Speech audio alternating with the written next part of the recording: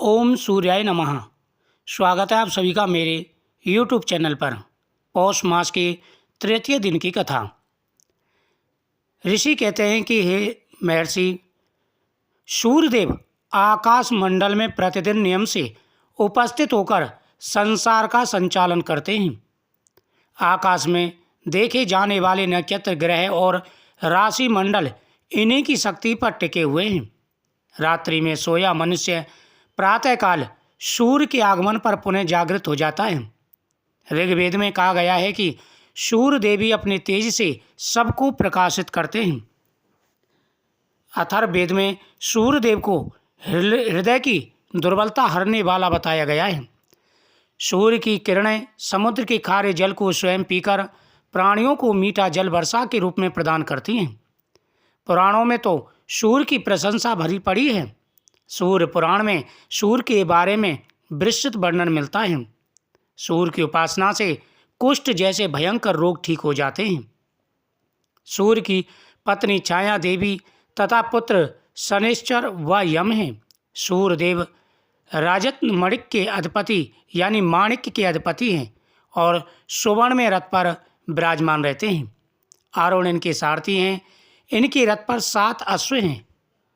रथस्येकं चक्रम भुजयगमिताः सप्ततुरंगः।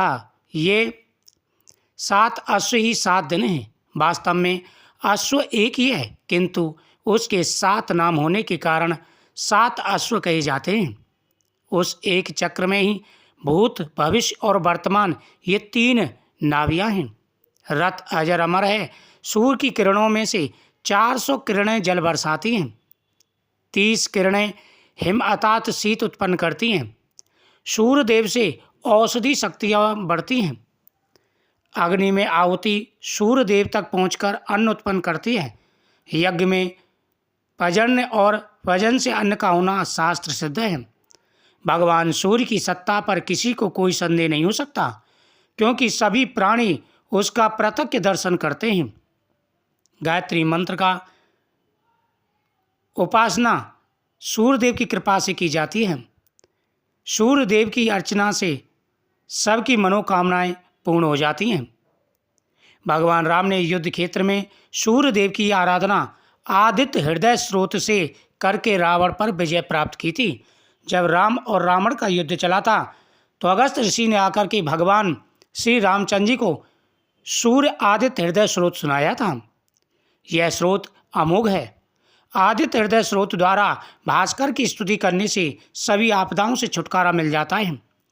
आज के इस वैज्ञानिक युग में उपासना करना कठिन होता जा रहा है। भागदौड़ भरे इस जीवन में मनुष्य का चित्त अशांत होता जा रहा है और उसमें भावों की कमी हो गई है। इस व्यस्त जीवन में से कुछ समय जरूर निकालें और कम से कम प्रत्यक्ष देवता भगवान सूर्य को हृदय से प्रणाम जरूर करें।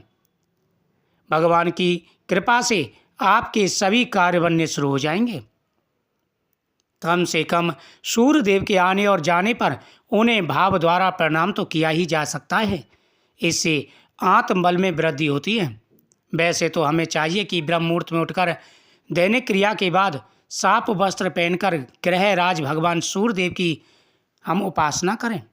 सूर्य प्रणाम, सूर्यदेव को नमस्कार, सूर्यदेव को जल देना, सूर्यदेव की उपासना करने से जीवन में आ रहे सारे कष्ट और परेशानियां दूर हो जाते हैं। साथ ही ग्रहण की अशुभ दृष्टि भी दूर हो जाती है, क्योंकि सूर्यदेव को ग्रहण का राजा कहा जाता है। प्रतिदिन सूर्यदेव की आराधना करने से बिजनेस अच्छा चलता है, सरकारी नौकरी के योग भी बनते हैं और घर में हमेशा खुशियां आई रहती हैं।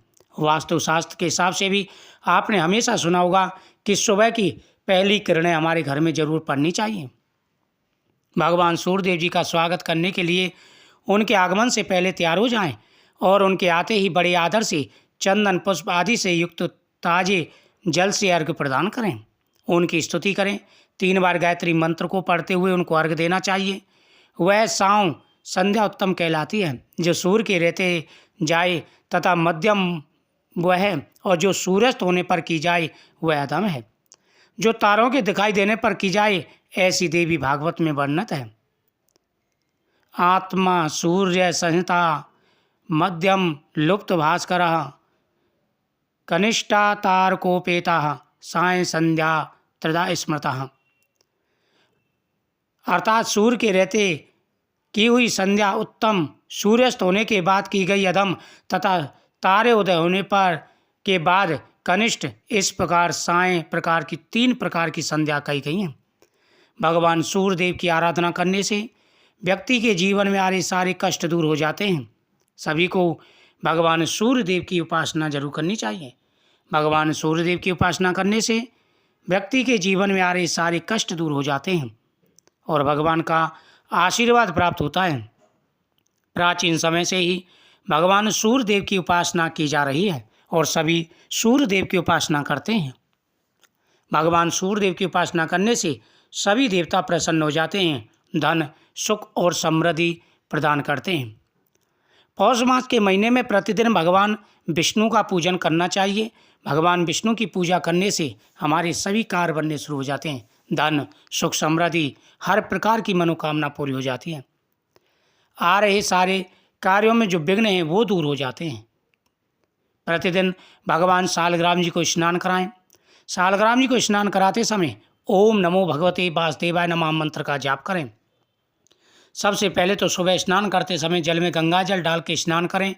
उसके बाद में भगवान सूर्यदेव को अर्घ्य दें। हमारे प्रतिदिन के नियमों के ये वर्णन है, यानी हमारे प्रतिदिन जो कार्य हमें करने चाहिए। सबसे पहला होता है स्नान, जिसमें गंगा जल डाल के जल में स्नान किया जाता है। दूसरा होता है सूर्यदेव की उपासना।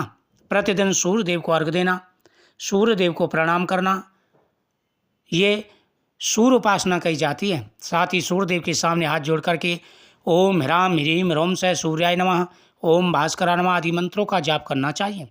इससे सूर्यदेव का आशीर्वाद प्राप्त होता है और शरीर निरोगी रहता है।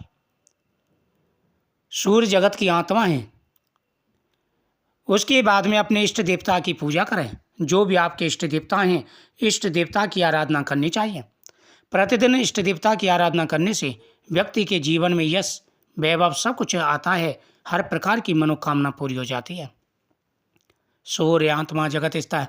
सूर्य भगवान सभी की मनोकामना पूरी करते हैं। साथ ही भगवान विष्णु भी हर प्रकार की मनोकामना पूरी करते हैं। पंच देवों की पूजा मेन कही गई है। प्रतिदिन सभी को पंच देवों की पूजा करनी चाहिए। भगवान गणेश की, माता दुर्गा की, सूर्यदेव की, भगवान शंकर की तथा भगवान विष्णु की। इन्हें सभी की पूजा करने से हर प्रकार के कार्य बनते हैं।